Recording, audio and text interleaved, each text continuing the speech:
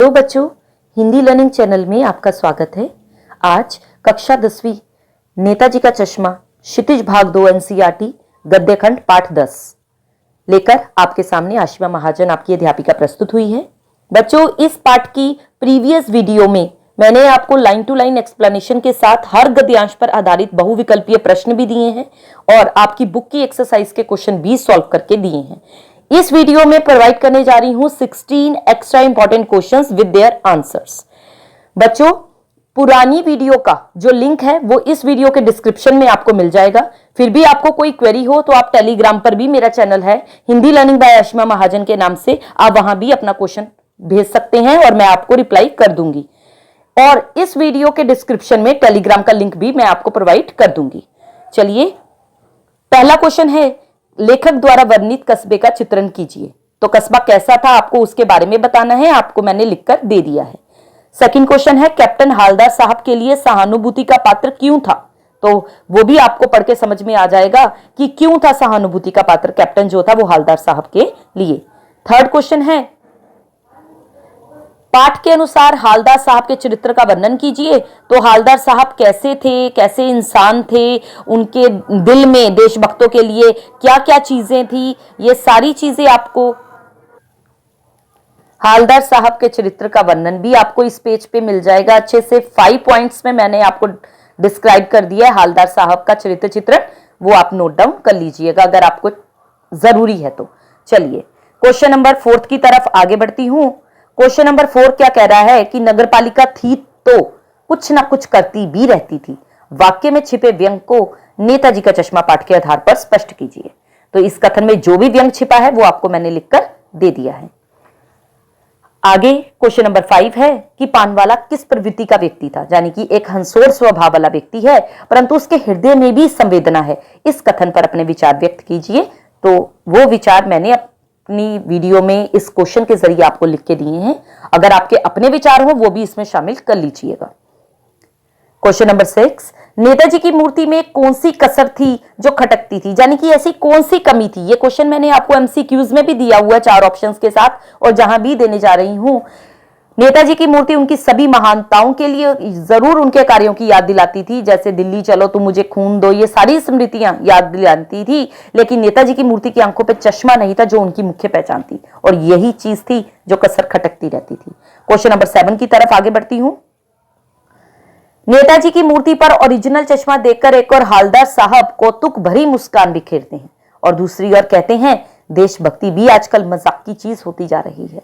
हालदार साहब की दोनों बातों में आपको क्या रिसेम्बलेंस लगती है, क्या संबंध दिखाई देता है बच्चों, उसका आंसर मैंने आपको यहां पर दे दिया है। क्वेश्चन नंबर 8, हालदार साहब मूर्ति पर सरकंडे का चश्मा देखकर भावुक क्यों हो गए? तो आपको पता चल ही गया होगा, एमसीक्यूज में भी ये क्वेश्चन आपको दिया हुआ है। हालदार साहब के लिए कौन सा कौतूहल दुर्दमनीय हो उठा जिसे पान वाले से पूछे बिना वो रह नहीं सके? इसका आंसर मैंने आपको दे दिया है कि हालदार साहब जब तीसरी बार गुजरे थे तो चौराहे पे रुककर उन्होंने पान खाया, मूर्ति को भी ध्यान से देखा, पर इस बार चश्मा बदला हुआ था। क्यों बदला हुआ था आगे आप पढ़िएगा, ठीक है। आगे देखती हूं। क्वेश्चन नंबर 10, नगरपालिका की ऐसी क्या मजबूरी थी बच्चों जिसका डर उन्हें सता रहा था? क्योंकि नगरपालिका के अधिकारी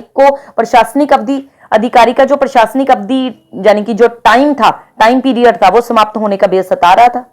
नगरपालिका का जो अधिकारी था उसको उनका बहुत सा समय किसी अच्छे मूर्तिकार की जानकारी ना होने के कारण सिर्फ पत्र व्यवहार में बीत गया, यानी कि दूसरों को लेटर भेजने में ही बीत गया। दूसरा डर बजट का सता रहा था, ठीक है। क्वेश्चन नंबर 11, नगरपालिका ने नेताजी की मूर्ति चौराहे पे लगवाने की हड़बड़ाहट क्यों दिखाई थी बच्चों? क्योंकि उनके पास टाइम जो था वो लिमिटेड था, है ना, आपको जैसे मैंने आगे बताया है। क्वेश्चन नंबर 12, कैप्टन कौन था? ये तो अब आपको पता चल ही गया होगा कि चश्मा बेचने वाले को ही कैप्टन कहा गया था। उसे क्या बुरा लगता था वो आपको मैंने बता दिया है।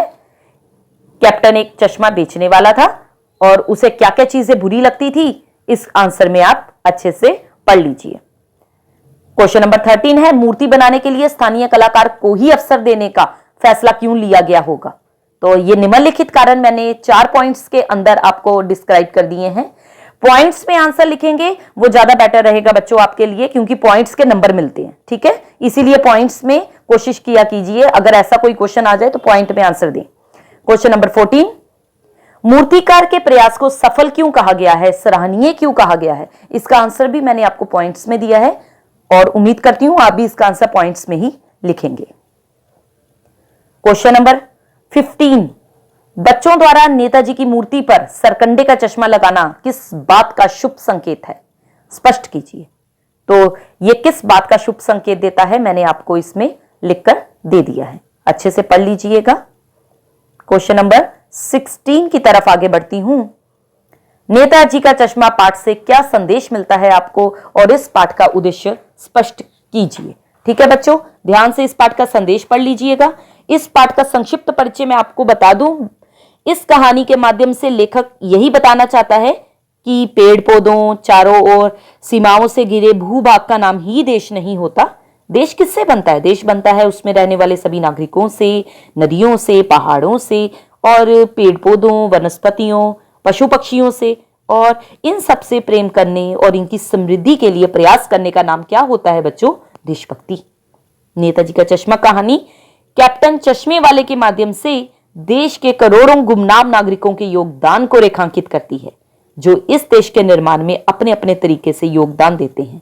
कहानी यही कहती है कि बड़े ही नहीं, बच्चे भी इसमें शामिल हैं। जल्दी मिलती हूं नेक्स्ट टॉपिक के साथ। Till then, goodbye everyone.